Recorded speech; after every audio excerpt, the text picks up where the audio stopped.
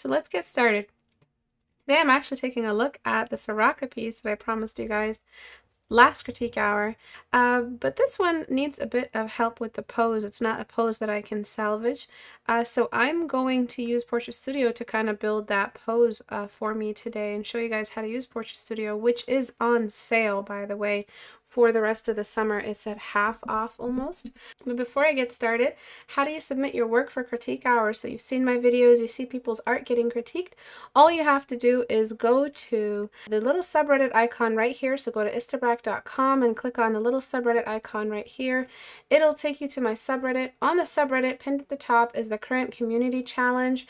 It is the Ancient Weapon Design Challenge, and the winners get a copy of Portrait Studio for free, my masterclass for free, my brushes, and up to 2 portfolio review sessions with me where I diagnose your work, help you build a study curriculum based off your current issues and struggles in your art. So you guys will get all of that for free, the winner of this design. And the winner isn't based off skill, it's about effort. If you want to support me, if you want to show your support for the channel, if you want to give back in some way, you can always use Patreon. It's just $1 a month is all I ask for from everyone. So let's get started. I wanted to cover basically really quickly, mark up the piece. What happens is that in a league splash, usually the point of interest for a pinup is usually the bust and the face, and the curvature is probably like B level, C level. The issue with this piece is that if you look at the navigator, you've got like huge value drops in certain areas. Kind of like we just have no detail there. They're just kind of dead zones and they take up a lot of space. Then we also see that the head of Soraka is close to the edge of the canvas. I could be wrong. This could be the unofficial crop, and maybe we've got more space at the top. But if it isn't, this is really, really dangerously close to the edge of the canvas. There's no need to crop the character like that at the top. The staff is also disappearing. It's not part of everything that's going on. It's just disappearing. We have no contrast between the staff and the background. So what I'm going to do really quickly is I'm going to try to pose this, but improve the camera angle and improve the pose where I can. For the pose, so what I have to do is some really intensive surgery on this lasso here, on this layer.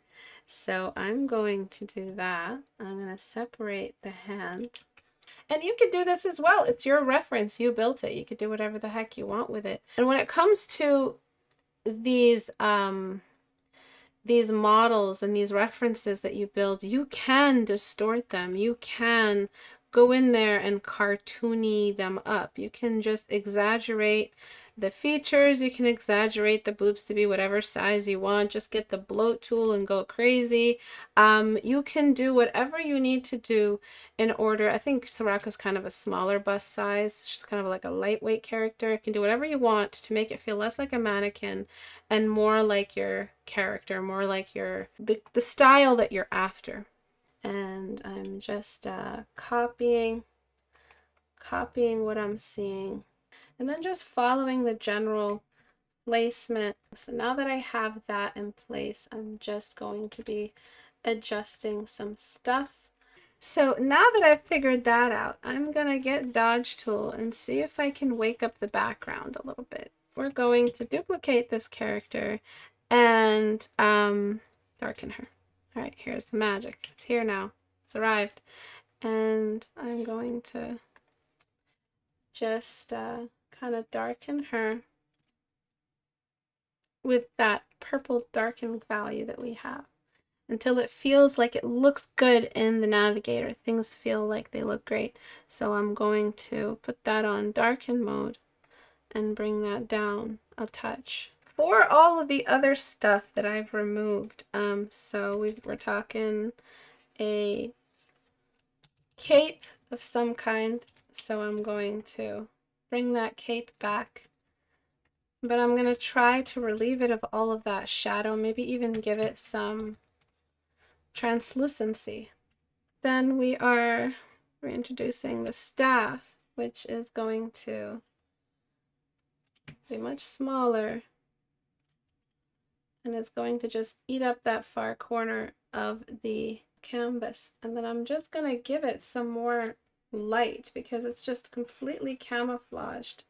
and try to make something like else happen in the background that'll really bring out her character. So I'm using the background color on her thighs, and I'm going to use the background color on her fabric just as soon as I get it to match the color, because I want it to feel a little bit transparent, letting in some of the light I'm about to bring in behind her. Light in some areas.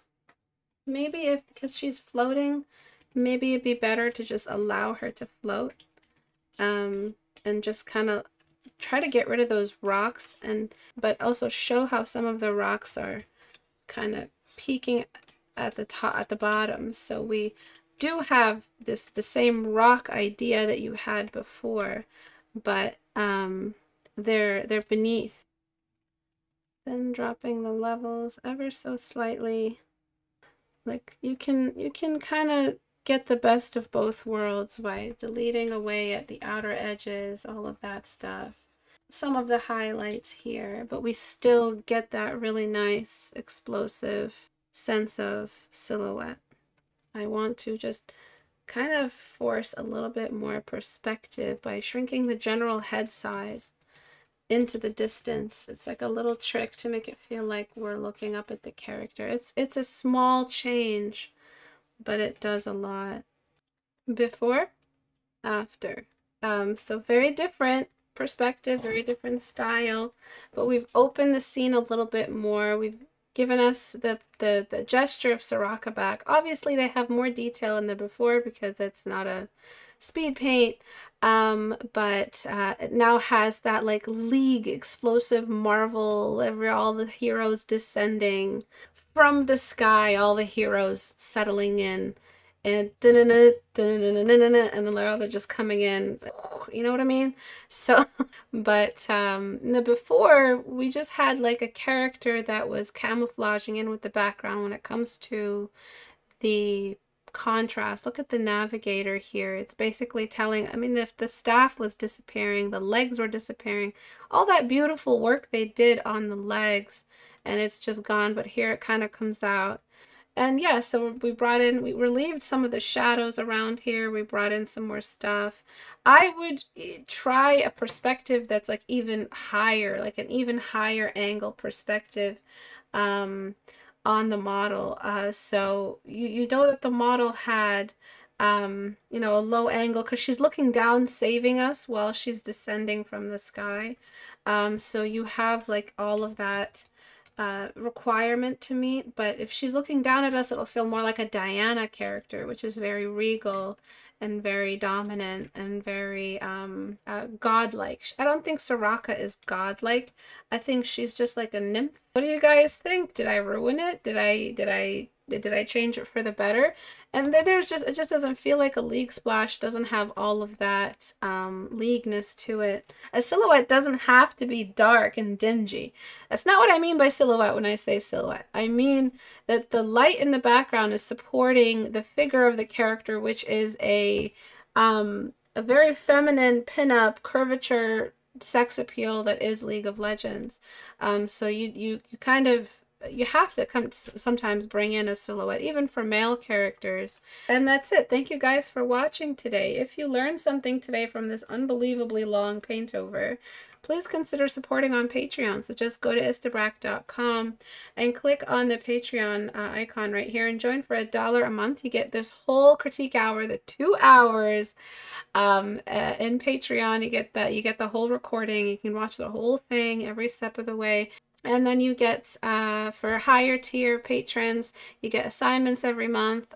So just to get like from here to here, I have a certain set, like a certain curriculum that my apprentices follow, which is like a chronological order of studies to do to kind of boost your knowledge of environments and composition and light environment and form. I cover all of that in my Patreon.